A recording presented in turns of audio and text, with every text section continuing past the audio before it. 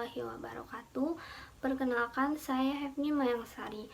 Pada video kali ini, saya akan menjelaskan mengenai penerapan belajar yang berpijak pada teori belajar kognitif dan teori belajar konstruktif. Yang pertama, teori belajar kognitif. Teori ini menekankan betapa pentingnya proses mental dalam pembelajaran. Menurut teori ini juga, individu terlibat aktif dalam mengorganisir, mengolah, serta menghubungkan informasi baru dengan pengetahuan yang sudah ada di dalam pikiran mereka sendiri.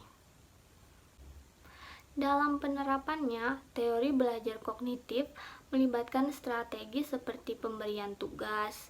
Kemudian, pemberian tugas tersebut mendorong mereka untuk berpikir kritis, serta menggunakan metode yang berbasis masalah dan pemberian umpan balik untuk membantu para peserta didik atau individu tersebut mampu meningkatkan tingkat pemahaman yang mereka miliki. Yang kedua, teori belajar konstruktif. Teori belajar konstruktif ini juga menekankan peran aktif individu dalam proses pembelajaran. Namun, peran aktif konstruktif di sini merupakan pengetahuan secara sosial. Menurut teori ini, pengetahuan tidak hanya diperoleh melalui kontak dengan dunia fisik, tetapi juga melalui interaksi sosial dengan orang lain, seperti melakukan komunikasi dengan seseorang, mampu meningkatkan pengetahuan melalui proses pembelajaran seorang individu tersebut.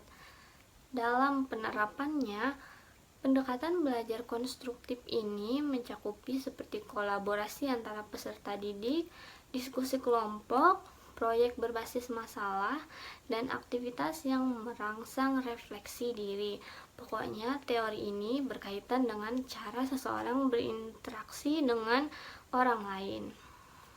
Setelah mengetahui apa itu teori belajar kognitif dan teori belajar konstruktif, dapat kita tarik kesimpulan bahwa pendekatan yang berpijak pada teori belajar kognitif dan konstruktif menekankan seberapa pentingnya memberikan kesempatan kepada para peserta didik untuk berpikir kritis, aktif, terlibat dalam proses pembelajaran, dan berinteraksi dengan orang lain dalam rangka membangun pengetahuan yang bermakna. Pendekatan ini mendorong para peserta didik untuk menjadi pembelajar yang mandiri yang dapat mengaitkan pengetahuan baru dengan pengalaman dan pengetahuan yang sudah ada pada diri mereka masing-masing. Saya pikir cukup sekian dari saya. Wabillahi taufiq wal hidayah. Assalamualaikum warahmatullahi wabarakatuh.